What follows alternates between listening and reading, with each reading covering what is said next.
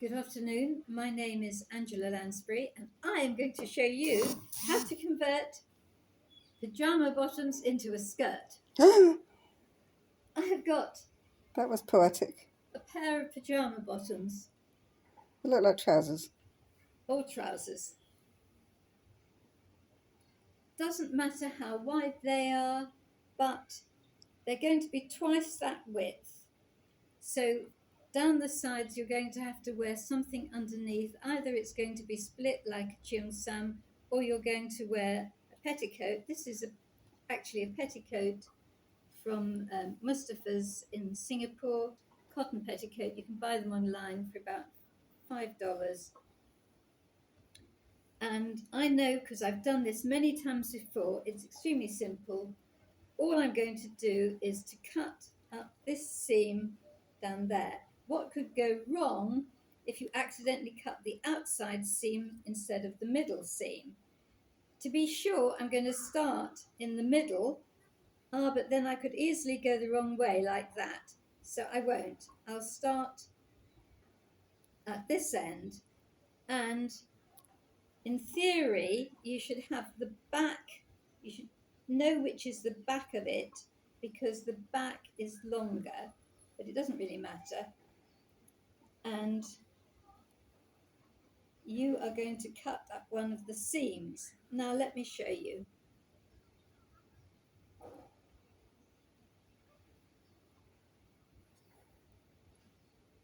This one only has a seam up the middle. There's no seam on the outside, so nothing can go wrong.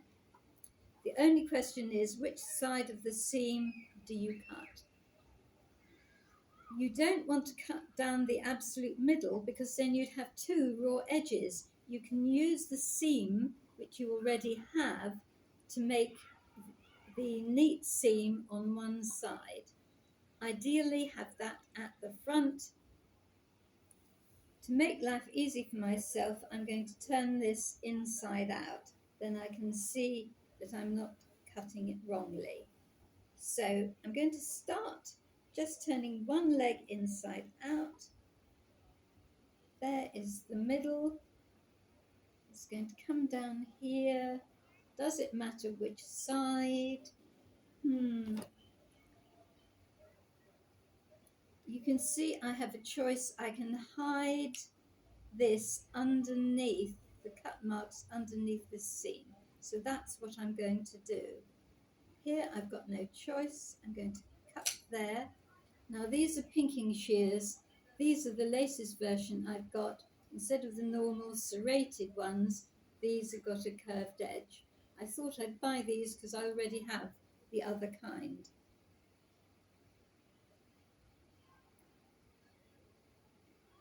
Now, to be sure of not going too far or too fast, I'm going to cut a small piece very slowly. See how it looks. That'll do. If you cut too many small bits, you're going to get too many jagged edges. So in theory, cut it longer, but I'm always scared that it's going to go too diagonally into the fabric and eat up too much. So I'm cautious. Depends what you want to do. Now I like to hold both sides so that this is rigid in the middle, and then I cut. This is going to take some time, so while I'm doing it, I'm going to tell you what you can be doing if you want to edge this seam. You could turn it around, roll it over, and sew it like that. But that is taking up a little of your fabric. So I'm thinking about that. You really don't have to do that. It depends where you're wearing it. If you're only wearing it at home, don't bother. Just keep cutting gently up here. Now, if you want to sew it, you can sew by machine or by hand. I have a machine. It scares me to death because last time we tried to put the needle in, we put the needle in the wrong way. The needle broke and I was scared I'd broken the machine. Waste of a good needle and then a lot of trouble getting it out again. I asked a friend what you do to be sure you've got the needle in the wrong way. And he told me, scary, scary, scary stuff. You take your machine and you turn it over so you can see which way the needle goes in. The needle itself is a bit like a knife, but it's got a rounded edge and a flat edge, and it's got to match up like a piece of jigsaw puzzle with the piece in the machine. So if you turn the machine, instead of trying to guess which way up it goes, if you turn the machine sideways and do it that way, you've then got it in the right place. Haven't yet done that. The machine is a big heavy thing and I would want my husband to be holding it, so I didn't drop the whole machine. Anyway, that is a useful trick to know if you need to change a needle. Why do you need to change a needle? Professional sewers change needles all the time. Quite simply, if you're sewing a lightweight fabric, you use a lightweight thread and a small thin needle. If you're sewing something heavy like denim, well, you don't want to risk breaking your needle or spending hours trying to get it to go through the fabric. So you're going to use a bigger, thicker needle and sew all the way through the other types of fabric. The lightest probably would be silk, the heaviest would be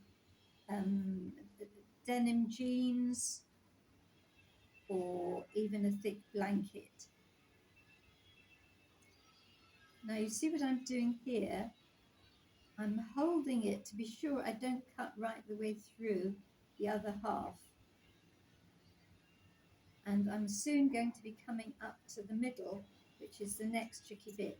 You can see I'm just going along cutting, but I've got to pay attention. And my lovely pinking shears. Now the thing is, I ruined a pair of pinking shears. I cut paper with them. I'd be warned not to do that. They just go blunt, and what happens? You keep doing that and nothing's happening. Now, here's the middle. I've now got to get across this seam Where the crotch is. where the crotch is. Crotch, not crutch. A crutch is a thing you walk on. What did I say? A crutch is what you walk with. A crotch is the middle between the legs. Okay. So Very tastefully it's really put. very simple. You just cut like that. There I'm through. And off I go. Now I'm coming down the other leg. Very soon you're going to see the result. I'm going to pull this through, perhaps to make it quicker for you. Imagine it's bedtime and I want to go to bed. Let's be a bit quicker. Let's be a bit bolder. Where are we? I've lost it. Go back to where I was. Here we are. So let's try and do it faster. But these are very stiff, so it's quite hard to do You it. sure you got them the right way up?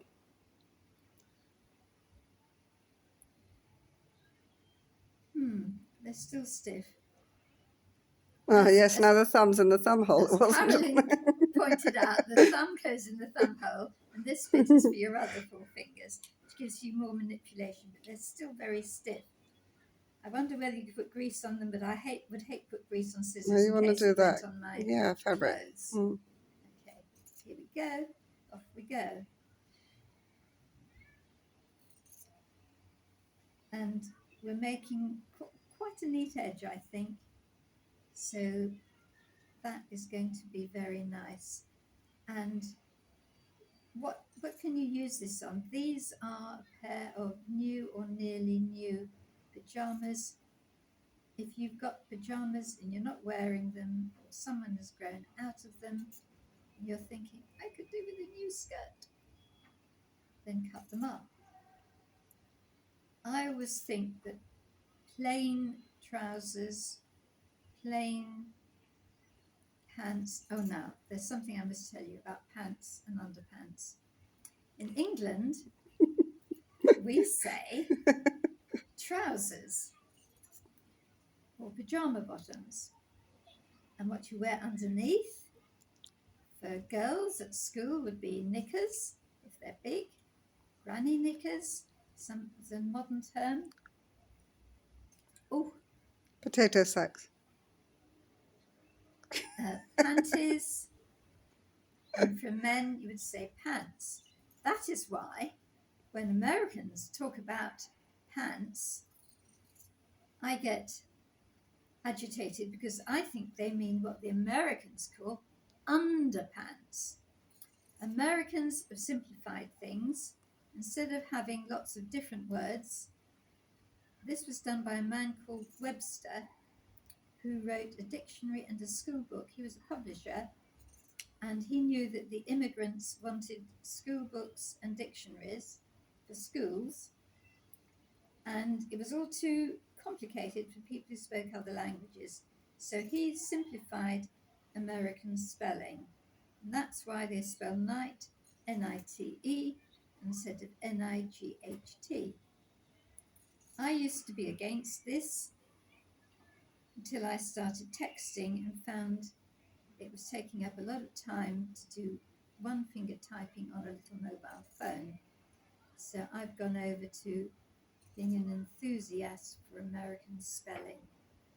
Simplify, shorten. Now we're coming right to the end. This is the exciting part. You're going to see it any minute now.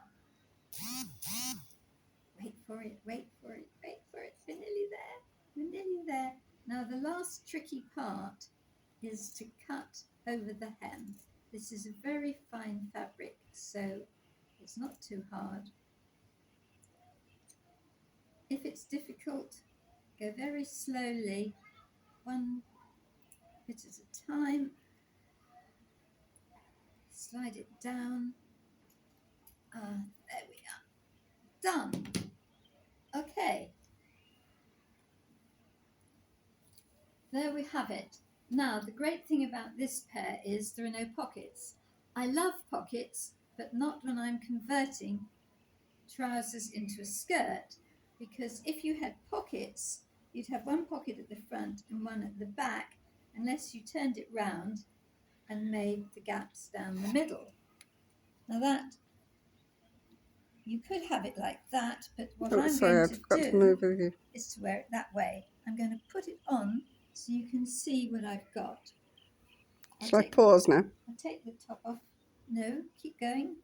Keep going. This is the exciting part. So the waistband stays with the waistband? Yes. Here we go. Exciting. Oh, and you've got your petticoat ready. And you have a matching colour petticoat underneath that fills in the gap at the sides. Now, if it or a pair of sticks tights, out potentially. and that annoys you, you could pull it in. Just dart that in. You could also put a ribbon there to tie up. You need to get it over your head and your hips, so you probably don't want to tighten it all the way down.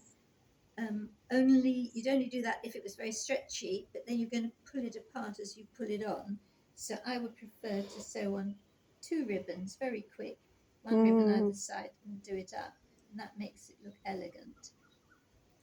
You could do other things. You could put in what's known as a godé, which is a triangular piece of fabric, any contrasting colour.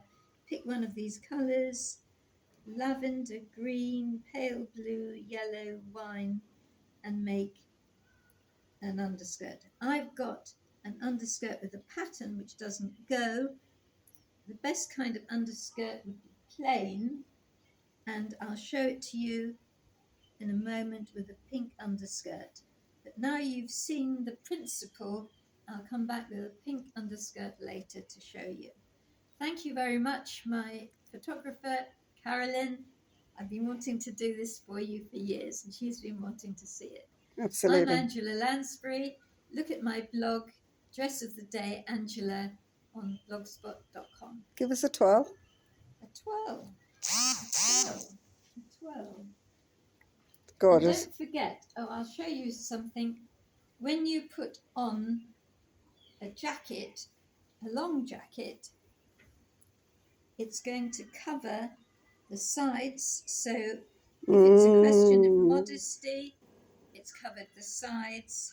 If somebody comes to the door and you want to look modest, it covers the sides.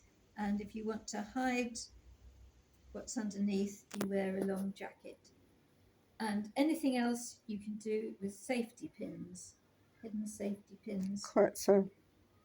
Or you could sew one side, leave one side with a safety pin so that when you get it on and off, you can undo the pin. Marvellous. The end. The end.